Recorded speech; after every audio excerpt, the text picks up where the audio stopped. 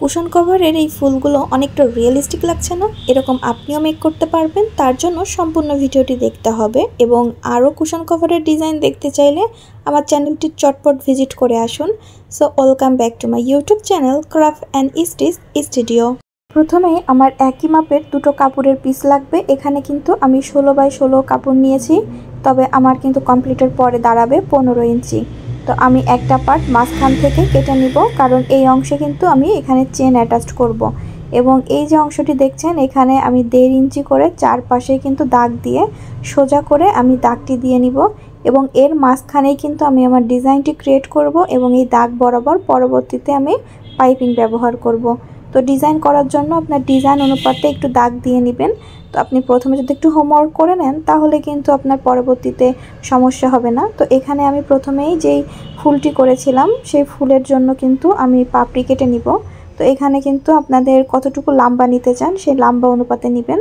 তো আমি আমার মেজারমেন্ট অনুযায়ী এটা কেটে নিলাম। প্রথমে কাটার পরে আমার ফুলের একটু বেশি চ্যাপ্টা হয়ে যাচ্ছিল, তার জন্য আমি সাইড থেকে আরেকটু কেটে নিচ্ছি। নেওয়ার পরে এখন অনেক সুন্দর একটা শেপ চলে আসছে। এখন আমি ফুলের যে মাপটি নিয়েছিলাম তার থেকে কিন্তু উভয় পাশে 1/2 ইঞ্চি করে এক্সট্রা কাপড় থাকবে, সেই অনুপাতে আমি কাপড় নিয়েছি 3 ইঞ্চি করে চারিদিকে। তো সেই অনুপাতে আমি সবগুলাতে কিন্তু দাগটি দিয়ে নিব এবং এখানে কিন্তু আমি দুই পাশে দুটি কালার ব্যবহার করেছি। দুই পাশে দুই রকম কালার এই কারণে নিয়েছি, যখন কাপড়টি টার্ন করব আপনি চাইলে সাইড দিয়ে চিকন করে অপর কালারের পাইপিং তৈরি হয়ে যাবে। তো এখানে আপনি সেই অংশটি কাটবেন যে অংশটি পিছনে রাখতে চান।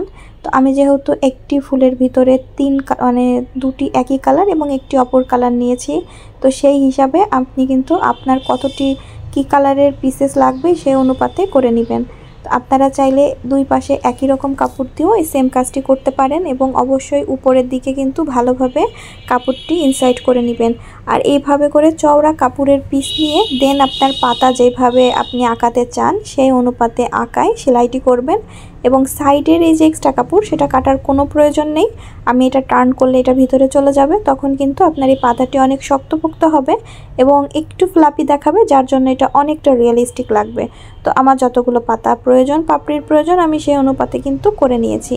এখন একটি বিষয় খেয়াল করুন, এই যে আমি যে এঁকে রেখেছিলাম, তো এই বরাবর কিন্তু আগে আমি এই ডালগুলো করে নিব এবং ডালগুলো করার ক্ষেত্রে যেরকম এঁকাবেঁকা দাগ দিয়েছেন সেই হিসাবে এই পাইপিংয়ের কাপড়টি আপনি নিয়ে সেলাই করে নেবেন, তাহলে কিন্তু একদম প্রপারভাবেই হবে।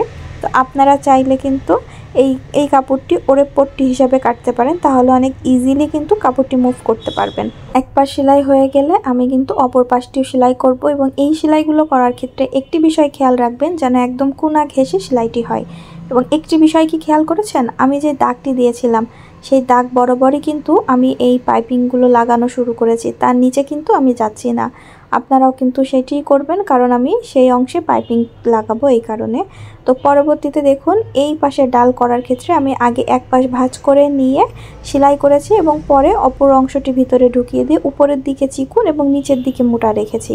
তো আপনারা চাইলে এরভাবেও করতে পারেন অথবা ওভারঅল একই রাখতে পারেন। এবং এক্সট্রা কাপড়গুলো কিন্তু অবশ্যই কেটে নিতে হবে, কারণ আমার দাগের বাইরে যাওয়া যাবে না।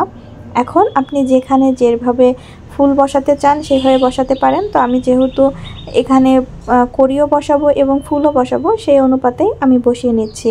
দুই পাশে একই কালার দিব, দিয়ে মাঝখানের কালারটি আমি অন্য একটি কালার দিব। তো এইভাবে কন্ট্রাস্ট করলে কিন্তু ফুলটি বেশি সুন্দর লাগে। আপনারা চাইলে একই কালারও দিতে পারেন, কোনো অসুবিধার কিছুই নেই। এই কভারের মতো কিন্তু আরও কিছু কুশন কভারের ডিজাইন অলরেডি আমার চ্যানেলে আপলোড করা আছে। যদি আপনারা সেগুলো দেখতেও শিখতে চান তাহলে আমার চ্যানেলটি ভিজিট করতে হবে। আর এই যে ডিজাইনটি দেখছেন, এই ডিজাইনটি কমপ্লিটের পরে যখন চেন অ্যাটাচ করব তখন একটি টেকনিক দেখিয়ে দিব, যার মাধ্যমে আপনার এই চেনে বেঁধে কাপড় অথবা যদি আপনি এটাতে মশারি রাখতে চান, মশারি কোনোটি ছিঁড়বে না। তো চাইলেই কিন্তু সম্পূর্ণ ভিডিওটি দেখতে পারেন, তাহলে অনেক কিছুই শিখতে পারবেন ইনশাআল্লাহ। তো এখন আমি আরেকটি কালারের, অর্থাৎ এখানে আমি কিন্তু হালকা সবুজ কালারের পাতা ব্যবহার করেছি এবং গাঢ় সবুজ কালারের কিন্তু ডাল ব্যবহার করেছি। তো এইভাবে একটু কন্ট্রাস্ট কালার ব্যবহার করলে জিনিসটি অনেক সুন্দর দেখা যায় এবং বেশি রিয়েলিস্টিক লাগে। তো আপনারা চাইলে একই কালারের সব করতে পারেন অথবা আমার মতো এইভাবে একটু কালার কন্ট্রাস্ট করেও করতে পারেন। তো আমি এইভাবে কিন্তু এই যে 3টি পাতা তৈরি করেছিলাম, সে পাতা 3টি কিন্তু এখানে আমি লাগিয়ে নিব এবং এই যে দাগের বাইরে যতটুকু অংশ বেরিয়ে যাবে সেই অংশগুলো কিন্তু পরবর্তীতে সুন্দরভাবে কেটে নিতে হবে। এবং তারপরে এখন দেখুন আমি পাইপিং বসাবো, এবং পাইপিংটি কিন্তু আমার এই ডিজাইনগুলোর উপরে থাকবে, যাতে কোনোভাবে এই কাপড়ের সুতোগুলো না বের হয়ে যায় সেজন্য। তো আমি এই যে চারপাশে যে 4টি দাগ দিয়েছিলাম সেই 4টি দাগ অনুপাতেই কিন্তু এইভাবে এই পাইপিংটি ক্রিয়েট করব। এবং এই পাইপিংয়ের চওড়াই ছিল কিন্তু 1 ইঞ্চি। ভাঁজ করার পরে যতটুকু আসে সেই অনুপাতেই কিন্তু পাইপিংগুলো আমি করে নিয়েছি। তো উভয় পাশে পাইপিং হয়ে গেলে এখন আমি পিছন পাটে চেন লাগাবো। তো এইটার জন্য আমি যে চেনটি ব্যবহার করব সেটি কিন্তু আপনার গজ হিসাবে বিক্রি হয়, কারণ এই কভারের লম্বা বেশি, আর এই লম্বা বেশি থাকলে তখন কিন্তু আমরা কামিজে যে চেন ব্যবহার করি সেই চেনগুলো কিন্তু কম হয়ে যাবে। তো এই জন্য কিন্তু এই গজ চেনগুলো কিনে নিতে হবে যদি আপনার কভার লম্বা হয়। তো এটা কাটার পরে কিন্তু এই সাইডের যে তার, সেই তারেই কিন্তু আপনার কাপড় ছিঁড়ে যেতে পারে। এই জন্য একটা টেকনিক অবলম্বন করবেন, তাহলে আর কিছুই হবে না। তো চেন লাগানোর আগে আমরা এই কাপড়ের দুই পাশেই ভাঁজ করে নিব, নিয়ে একদম চেনের কোনা ঘেঁষে কিন্তু আমরা এই সেলাইটি করে নিব। এবং আমরা যতটুকু অংশ যে ভাঁজ করলাম সেই অংশটুকুই কিন্তু মাঝখানের চেনের যে আপনার অংশটুকু আছে তাতেই মেকআপ হয়ে যাবে, কোনো অসুবিধার কিছুই নেই। তো এইভাবে করে কিন্তু সুন্দর করে দুই পাশে আমরা এই চেনের কাপড়টি এখানে আমরা অ্যাটাচড করে নিব। এবং একটি বিষয় খেয়াল রাখবেন, চেনের যে অংশ থেকে একটা কাপড় অ্যাটাচ করা শুরু করেছেন অপরটিও কিন্তু সেম জায়গায় রাখবেন, তা না হলে কিন্তু ছোট বড় হয়ে যেতে পারে।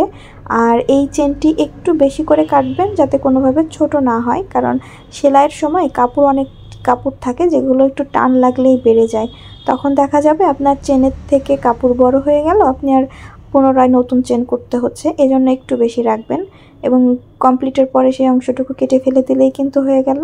এখন সামনের থেকে পিছনের পার্ট আমি অ্যাটাচড করব, এবং অ্যাটাচড করার সময় চেনের অংশ দুটি ভালোভাবে ধরে সেই জায়গায় ডাবল স্টিচ দিয়ে নেবেন, তাহলে খোলার কোনো ধরনের ভয় থাকবে না।